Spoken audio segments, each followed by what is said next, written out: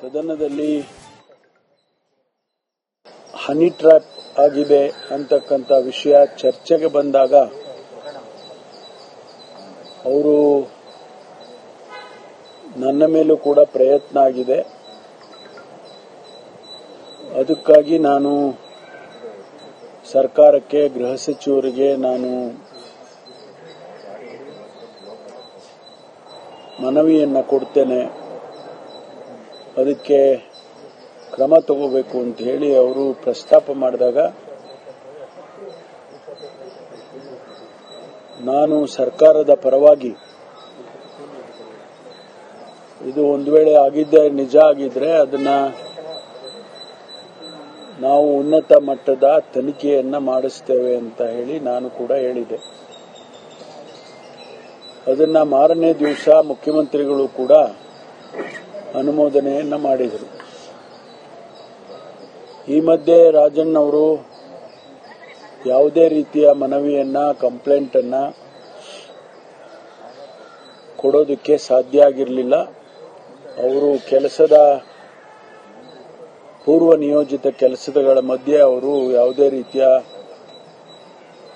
Representation ಅನ್ನ ಕೊಡೋದಕ್ಕೆ ಸಾಧ್ಯ ಆಗಿರಲಿಲ್ಲ. ಇವತ್ತು ಅವರು ನನಗೆ ಮನವಿಯನ್ನ ಕೊಟ್ಟಿದ್ದಾರೆ.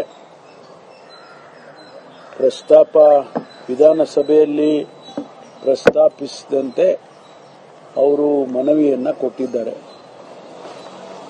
ಈ ಮನವಿಯನ್ನ ನಾನು ಸ್ವೀಕಾರ ಮಾಡಿದ್ದೇನೆ ಮತ್ತು ಇದಕ್ಕೆ ಮುಂದೆ ಏನು ಕ್ರಮ ತಗೊಳ್ಬೇಕು ಅನ್ನೋದರ ಬಗ್ಗೆ ಮಾನ್ಯ ಮುಖ್ಯಮಂತ್ರಿಗಳ ಜೊತೆಯಲ್ಲಿ ಚರ್ಚೆ ಮಾಡಿ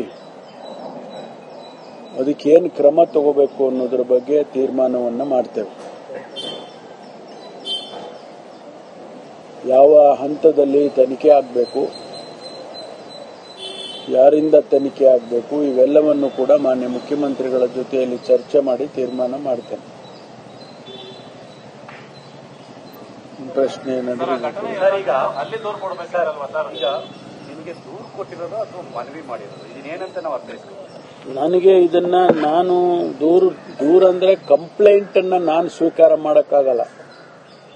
ಕಂಪ್ಲೇಂಟ್ ಅನ್ನ ಪೊಲೀಸ್ ಸ್ಟೇಷನ್ ನಲ್ಲೇ ಕೊಡಬೇಕು. ಇದನ್ನ ಮನವಿ ಅಥವಾ ರೆಪ್ರೆಸೆಂಟೇಷನ್ ಅಂತ ಹೇಳಿ ಪರಿಗಣಿಸಬಹುದು. ಇದರ ಆಧಾರದ ಮೇಲೆ ಮುಂದೆ ಏನ್ ಮಾಡಬೇಕು ಅಂತ ನಾವು ಕಾನೂನಿನ ತಜ್ಞರನ್ನ ಅವರ ಜೊತೆಯಲ್ಲಿ ಚರ್ಚೆ ಮಾಡಿ ಆನಂತರ ತೀರ್ಮಾನ ತಗೊಳ್ತೇವೆ.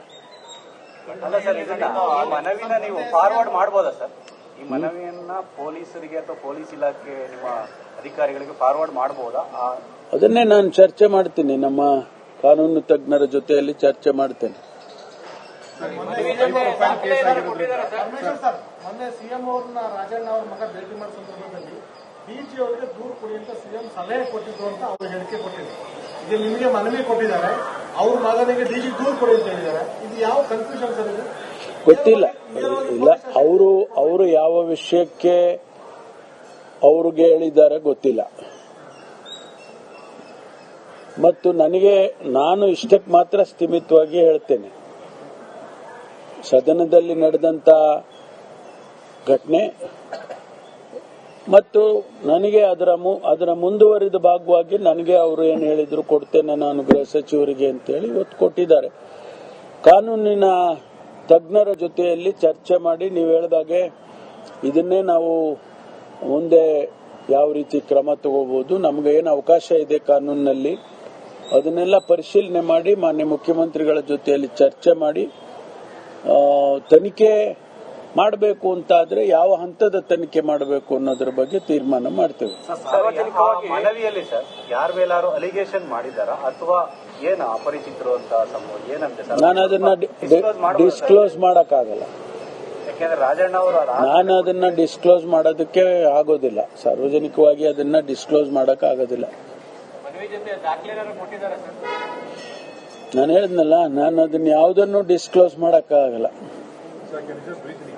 ಸಾರ್ವಜನಿಕವಾಗಿ ಇಷ್ಟು ದಿನ ಕಳೆದ ಗುರುವಾರನೇ ಕೂಡ ಪ್ರಸ್ತಾಪ ಆಗಿರೋದು, ಇಷ್ಟು ದಿನ ಆದ್ರೂ ಕೂಡ ದೂರನ್ನು ಕೊಟ್ಟಿಲ್ಲ ಅನ್ನುವಂಥ ವಿಚಾರಕ್ಕೆ ಸಂಬಂಧಪಟ್ಟಾಗಿ ಚರ್ಚೆಗಳಾಗ್ತಿದೆ. ಸೊ ಈಗ ಯಾವ ಇದಕ್ಕೆ ಮಾಡ್ತಿದ್ರ ಅಂತ? ಇಲ್ಲ, ಅವರು ಪೂರ್ವ ನಿಯೋಜಿತ ಕಾರ್ಯಕ್ರಮಗಳಿತ್ತು, ಅದಕ್ಕಾಗಿ ನಾನು ಕೊಡೋದಕ್ಕಾಗೋದಿಲ್ಲ ಅಂತ ಆಗ್ಲಿಲ್ಲ ಅನ್ನೋದನ್ನ ಹೇಳಿದ್ದಾರೆ. ಅದರಿಂದ ಅದ್ರ ಬಗ್ಗೆ ನಾನೇನು ಚರ್ಚೆ ಮಾಡಕ್ ಹೋಗಲ್ಲ. ರಾಜಣ್ಣ ಸರ್ ಮೊನ್ನೆ ಹೇಳಿದ್ರು ಸರ್, ಎಸ್ಐಟಿ ಬೇಡ ನ್ಯಾಯಾಂಗ ತನಿಖೆ ಆಗ್ಬೇಕು ಅಂತ ರಾಜಣ್ಣ ಸರ್ ಬಹಿರಂಗ ಒತ್ತಾಯ ಮಾಡಿದ್ರು. ಅದನ್ನು ಚರ್ಚೆ ಮಾಡ್ತೀನಿ ನಾವೆಲ್ಲ ನಮಗೆ ಎಲ್ಲ ವಿಷಯಗಳನ್ನು ಕೂಡ ನಮ್ಮ ಹಂತದಲ್ಲಿ ಏನೆಲ್ಲ ವಿಷಯಗಳು ನಮಗೆ ಗೊತ್ತಿದೆ ಅದೆಲ್ಲವನ್ನು ಕೂಡ ನಾವು ಕಾನೂನಿನ ತಜ್ಞರ ಜೊತೆ ಮಾತನಾಡಿ, ಮುಖ್ಯಮಂತ್ರಿಗಳ ಜೊತೆ ಮಾತಾಡಿ ಆಮೇಲೆ ತೀರ್ಮಾನ ತಗೊಳ್ತೀವಿ.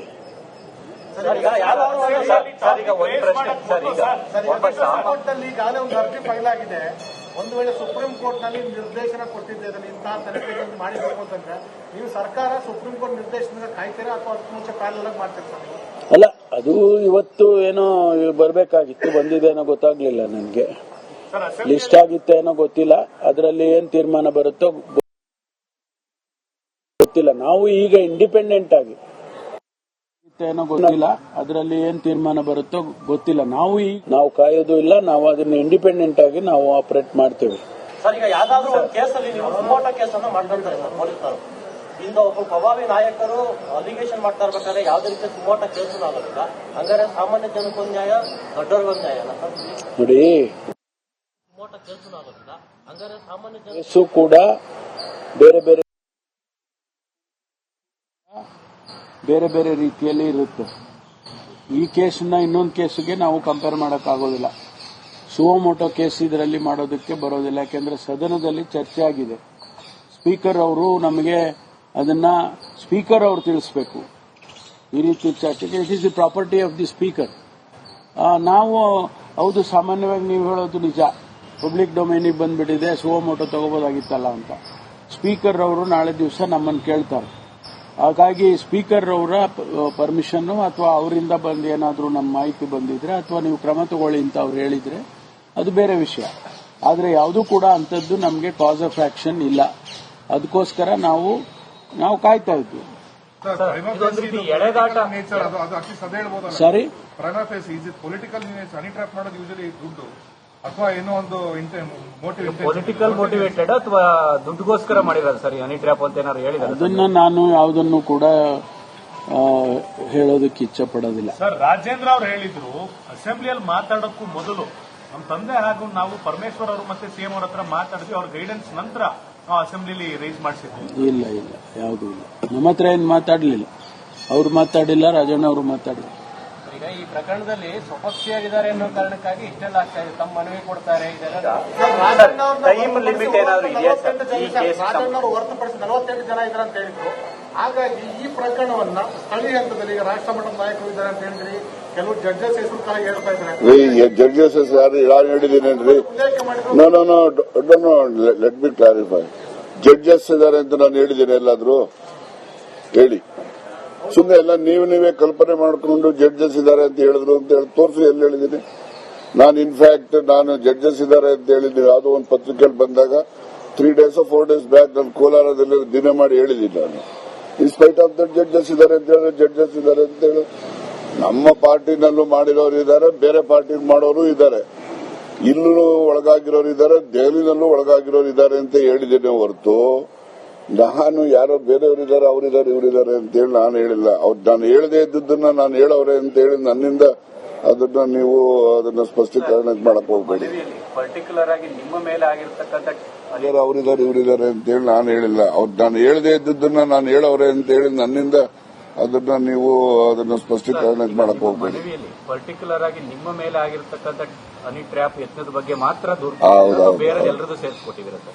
ಅದೇ ನನಗೇನು ಅನುಭವ ಆಗಿದೆ ಅದು ಮಾತ್ರ ನಾನು ಹೇಳಲಿಕ್ಕೆ ಸಾಧ್ಯನೇ ಹೊರತು ಬೇರೆಯವ್ರಿಗೆ ಏನಾಗಿದೆ ಏನಾಗಿಲ್ಲ ಅಂತಕ್ಕಂಥದ್ದನ್ನ ನಾನು ಹೇಳಲಿಕ್ಕೆ ಯಾಕೆ ಸಾಧ್ಯ? ಅಲ್ಲ, ಯಾಕಂದ್ರೆ ನೀವು ಒಂದು ಮಾತು ಹೇಳಿದ್ರಿ, ಇದು ಕೊನೆಗಾಣಬೇಕು, ಈ ತರದ್ದು ಒಂದು ಜಾಲ ಇದೆ ಅಂತ ಹೇಳಿದ್ರಿ. ಜಾಲಕ್ಕೆ ನನಗೇನು ಅನುಭವ ಆಗಿದೆ, ನಾನೇನು ಅನುಭವಿಸಿದ್ದೇನೆ ಅಷ್ಟು ಮಾತ್ರ ನಾನು ನರೇಶನ್ ಹೇಳಬಹುದೇ ಹೊರತು ಅದ್ರ ಬಿಹೈಂಡ್ ದಟ್ ನಾನೇನು ಹೇಳಲಿಕ್ಕೆ ನನಗೇನು ಗೊತ್ತಿರುತ್ತೆ? ಉಲ್ಲೇಖ ಮಾಡಿದ್ ನೀವು ಸರ್, ಬೇರೆ ಯಾರು ಉಲ್ಲೇಖ ಮಾಡಿಲ್ಲ. ಆಗ 48 ಹೆಚ್ಚು ಜನರು